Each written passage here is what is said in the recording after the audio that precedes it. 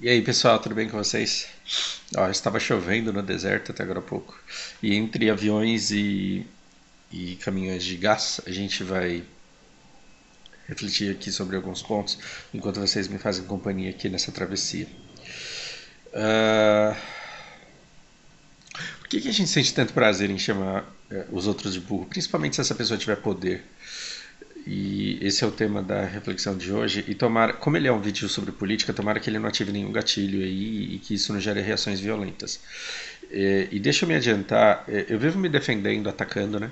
Atacando para me defender, dizendo que isso vai possivelmente ativar gatilhos e que a gente vai começar a latir, que pessoas vão começar a me xingar, mas eu acho que eu sou meio injusto com vocês porque vocês são muito comportados. Esse canal aqui ele conseguiu reter um grupo muito seleto de pessoas de bastante respeito e de bastante discernimento e eu me orgulho muito disso. Então, então eu acho que eu sou meio injusto porque essa fase de xingamento ela já passou. Por outro lado, eu acho que ela passou justamente por isso, porque eu parei muito de falar sobre política e embora isso seja um assunto muito necessário. E eu parei justamente porque eu não ganhei nada com isso.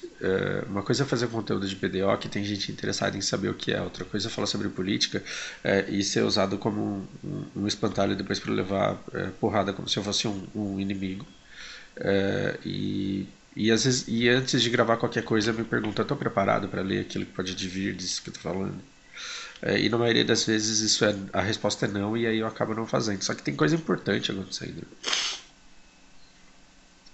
E aí eu não quero falar sobre nada pontual, a gente vai falar sobre coisas conceituais. Mas sim, inevitavelmente isso daqui é sobre aquela fala do Eduardo Bolsonaro de que a Argentina está muito pior porque o dólar lá está 60 pesos. E e isso é de uma burrice, isso é de uma burrice estrondosa, porque você falar que um país ele tá mais, ele é pior, ele é mais pobre porque o dólar custa mais caro lá. Então, pera, o ien ele tá 108, um dólar custa 108 ienes. 108 ienes significa que a moeda lá, em termos de conversão, ela é 27 vezes mais fraca do que o nosso real. Então, o que o Eduardo Bolsonaro disse é que o brasileiro ele trabalha 27 vezes mais que o japonês para comprar um dólar. E isso é uma fala imbecil. E ontem eu vi assim um monte de gente de um monte de grupos diferentes atacando a burrice do Eduardo Bolsonaro por conta disso. E aí a pergunta que eu tenho para fazer, para propor a reflexão de agora, é por que, que a gente gosta tanto de chamar o outro de burro? E as pessoas que mais foram chamadas de burros, assim, pelo menos ao longo da minha experiência de vida, tô falando por mim, assim, é sempre um Manuel ou um Tanaka. E por que que o Manuel, por que que a gente gosta de chamar de português de burro? Isso, e não mais, né? Hoje não mais, mas assim, você pega aí uns 30, 20 anos atrás, e existia uma sede muito grande de fazer humor com português. E isso é uma herança histórica de uma época em que o português, sendo ele inteligente ou burro, sendo ele uma pessoa de discernimento ou não, sendo ele uma pessoa justa ou não, ele era o dono da terra e você trabalhava para ele, você trabalhava na terra dele, na padaria dele e acabou. E quando você é obrigado a obedecer cegamente uma pessoa que tem autoridade e essa pessoa ela tem menos discernimento que você tem uma sensação de desespero muito grande de ver que o seu chefe ele é mais burro do que você, ele toma decisões menos sábias do que a que você tomaria e ainda assim você tem que ser subordinado a ele porque ele é o dono do capital, por exemplo. Então, esse comportamento eu sentia quando eu fui para o Japão, por exemplo. Em que todo chefe de linha ele tinha necessariamente um apelido. Porque o cara chamava Tanaka e as pessoas elas não queriam ficar falando óleo Tanaka. Por que, que as pessoas não queriam ficar falando óleo Tanaka? Porque não queriam que ele escutasse que o nome dele estava sendo dito. E todo chefe japonês ele ganhava um apelido, e esse apelido, grande parte das vezes, tinha a ver com a aparência, com a higiene ou com a inteligência. E assim, o prazer de chamar essa pessoa de burro era sempre muito grande. E para mim, a necessidade de chamar alguém de burro é se sentir impotente em relação à autoridade que essa pessoa tem. Né? Por que, que eu chamo determinados jogadores de burro?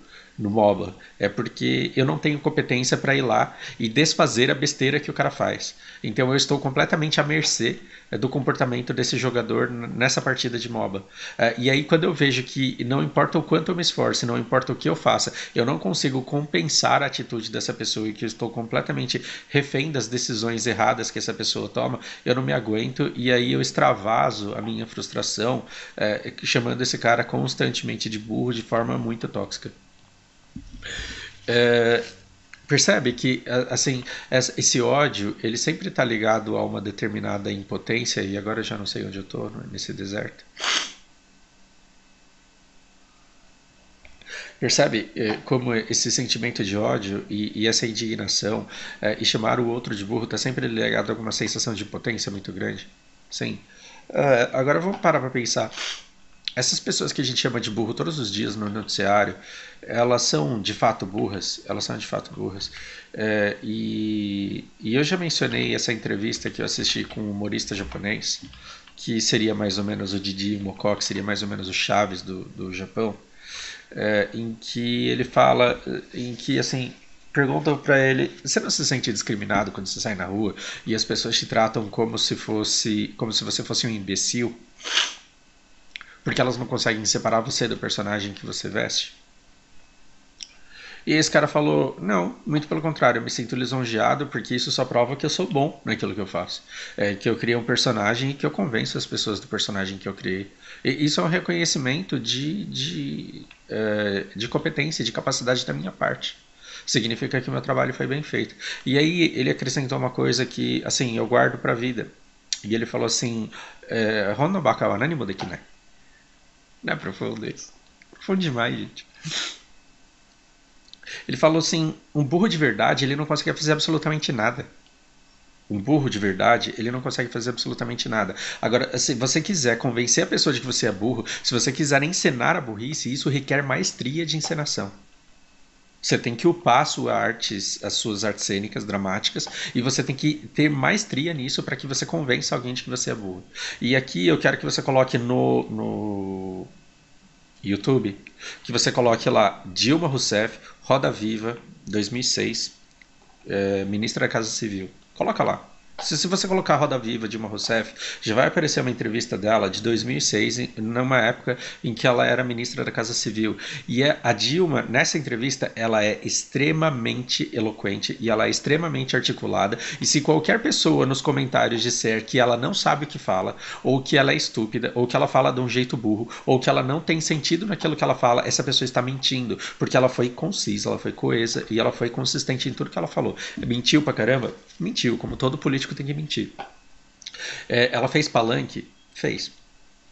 Ela se esquivou de perguntas que eram afiadas e que apontavam para maus procedimentos do governo naquela época, sim, mas tudo que ela fez com maestria, mostrando que ela é uma pessoa extremamente inteligente, assim, isso deve doer os seus ouvidos, isso deve bugar a sua mente, mas se você assistir Roda Viva de 2006 com a Dilma Rousseff, você vai ver que ela é uma pessoa extremamente inteligente, extremamente articulada e que ela detém muito conhecimento e que ela sabe usar esse conhecimento num debate.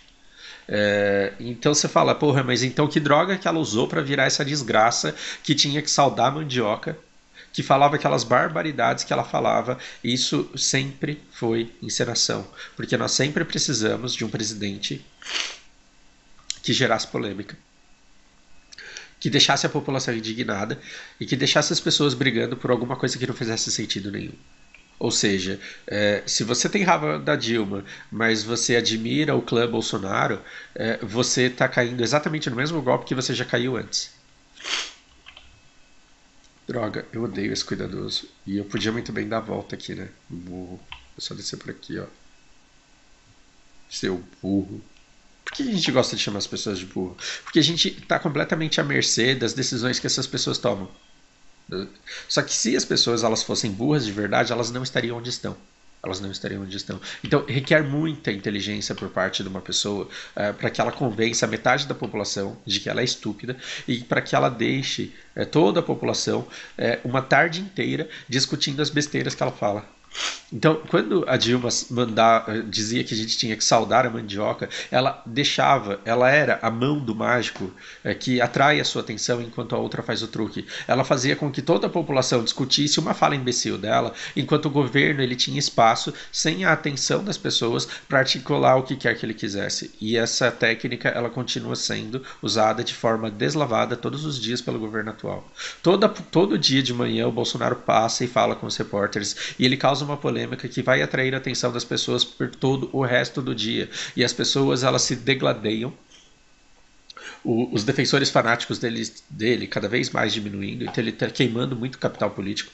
O Bolsonaro ele começou com muita gente o apoiando, agora essas pessoas elas estão diminuindo. Os fanáticos, por falta de porrada da oposição, eles estão menos fanáticos e eles já estão começando a questionar determinadas coisas. O tempo trará discernimento. O tempo trará discernimento. E aí o que você percebe? Que o Bolsonaro ele tem queimado muito capital político fazendo as merdas que ele faz, mas ele é imbecil de falar uma merda todo dia de manhã e deixar todo o país, o resto do dia, chamando ele de burro. Não. Porque enquanto ele atrai toda a atenção da mídia, enquanto ele deixa o povo que já está polarizado batendo no outro, atacando ou defendendo a bosta que ele foi lá e falou, desculpa pelo meu vocabulário, o governo está tendo condições de articular. Então, por trás de uma Dilma, por trás de um Bolsonaro, sempre existe gente que sabe o que está fazendo e essas pessoas estão articulando. Então, assim, diga-se Rodrigo Maia, por exemplo. Então, a verdadeira política ela está sendo feita nos bastidores. E eu estava muito preocupado com as relações diplomáticas do Brasil a partir das merdas que o Bolsonaro fala. Só que nós temos aí o Trump que foi eleito com a mesma Cambridge Analytica que o Bolsonaro usou. A gente tem no mundo inteiro pessoas usando essa mesma tecnologia que elege presidentes e assim é conhecido no mundo todo que isso funciona e que isso está sendo usado. E que essa política ela depende de farpas e que essa política depende de um comportamento agressivo. Então, uma coisa que está sendo dita na superfície, eu estou falando isso para tentar me tranquilizar e para tentar tranquilizar vocês. Enquanto na superfície o presidente está dizendo que a mulher do outro é feia e o outro está dizendo isso e o outro está dizendo aquilo, nos bastidores, a política sem maquiagem ela está acontecendo e ela está indo para algum lugar. Então a situação ela é menos caótica do que você pode perceber. E aí você fala, mas o presidente é burro sim, porque olha o entreguismo. Olha tudo que a gente está perdendo. Mas aí eu já acho que os presidentes, por pulso firme e por ímpeto próprio, eles não conseguem impedir que o lobby, que o capital faça o seu trabalho. Então, esse entreguismo são coisas que aconteceriam de uma maneira ou de outra e que você precisa de uma pessoa estúpida, com uma aparência estúpida, que fale I love you e eu te dou tudo de graça sem contraparte nenhuma para justificar uma coisa que aconteceria de qualquer forma. E se a gente tivesse uma pessoa prudente lá, se o presidente ele fosse o Meirelles e chamassem o Meirelles na chincha e dissesse por que é que você está entregando tudo isso de graça sem contraparte, ele não teria articulação para justificar isso. E mesmo que ele tivesse, ele estaria falando com uma população que não tem condições de absorver os argumentos dele.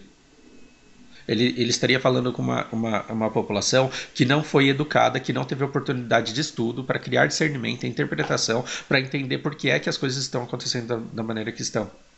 E é por isso que a gente tem um presidente que dá show. Então, assim, a gente tem o problema do óleo, que pouca gente sabe o que é, cara.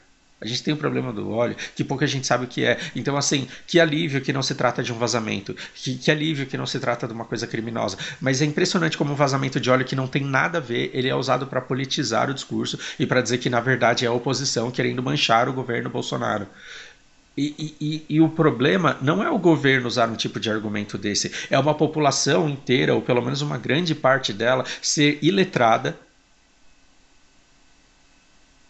ao ponto de acreditar nisso e se debater por isso. Porque quando aparece uma mancha de óleo na nossa praia, a gente tem que ir lá ver de onde ela vem. Depois que a gente vê de onde ela vem, a gente estanca. Depois que estanca, a gente vai lá e limpa. Depois que a gente limpa, a gente pergunta por que é que isso aconteceu. E por que a gente precisa saber por que isso aconteceu? Para evitar que aconteça de novo. Depois que tudo isso aconteceu e que a gente já criou um procedimento para impedir que isso aconteça novamente, a gente vai atrás de quem fez e vai falar: agora você vai pagar. A gente teve um puta trampo desgraçado para limpar aqui, agora você vai pagar por isso. Então, a punição, num caso de um vazamento de óleo desse, tem que ser a última coisa que a gente para pensar. Como a gente tem uma população que não tem capacidade de entender um problema complexo e que precisa canalizar o ódio para se sentir confortável, vem um cara e fala assim: não, isso daí é da oposição para manchar o meu governo, não fui eu que sujei, eu não tenho que limpar, não, tá ok? E aí a população que não alcança, que não raciocina, porque não foi educado para isso, fala: é isso aí mesmo, é esse bando de filha da puta que manchou essa porra aí. E aí você pega uma coisa que pode ter vindo de um acidente, pode ter vindo de um erro de operação, de transporte de óleo de cargueiros, e aí você tem um problema desse sendo usado para manter a polarização, que é o que mantém o governo no poder. Porque você precisa desse ódio, você precisa desse conflito para causar essa distração, para que você tenha uma massa de pessoas ainda fanáticas que diminui cada vez mais, mas tudo bem, porque dá tempo, até ele ficar sem apoio nenhum, o mandato dele já vai estar prestes a acabar, e aí dá tempo e tá ok. Toda vez que você chama alguém de burro, você mostra que você não tem condições de ir lá e fazer melhor, porque se você tivesse, você iria e solucionaria o problema. Então, por que, que todo mundo se incomoda tanto e fala assim: esse cara não tem condições de ser embaixador porque ele é burro? Não, uma pessoa que tem competência para ser embaixador vai dizer: olha, ele não é qualificado para ser embaixador porque ele falta. E ele começa a listar uma série de competências que o embaixador precisa ter, que o Eduardo Bolsonaro não tem. E ele não precisa de ódio para isso. Olha, ele não tem articulação, ele não tem inglês, ele carece de conhecimento básico do que é diplomacia. Você começa a listar as coisas que o Eduardo Bolsonaro não tem, essas coisas elas são infinitas. Essas coisas elas são infinitas. Por que, que a gente tem tanto ódio e fala assim: esse cara é burro, ele não pode estar lá, porque a gente não sabe nem o que diplomata faz. Então, assim, ao invés de ficar atacando a burrice da Dilma, ao invés de ficar atacando a burrice de determinado ministro, ao invés de ficar atacando a burrice, a gente deveria se unir e dialogar e conversar e ver que, assim, a gente só tem esse comportamento político porque ela funciona conosco. E a gente deveria a gente deveria mudar como população para que essas técnicas que são usadas para nos iludir, para nos ocupar e para nos distrair, elas deixassem de funcionar, porque aí essa técnica ela teria que mudar. Então, cada país tem o governo que merece e a gente parece merecer o governo que a gente tem. E a gente não vai conseguir mudar o governo para depois se mudar. A gente tem que mudar como população. A gente tem que entender mais de política. A gente tem que se educar mais para que a gente possa se defender daquilo que acontece. Só que aí o que a gente faz? Ao invés de a gente, como população, se educar, a gente fala: é culpa desse cara aí, ó, que eu não sou educado. Sendo que essa falta de educação, ela nunca foi crise, ela sempre foi estratégia e tá funcionando, né? Tá funcionando. Reflita aí.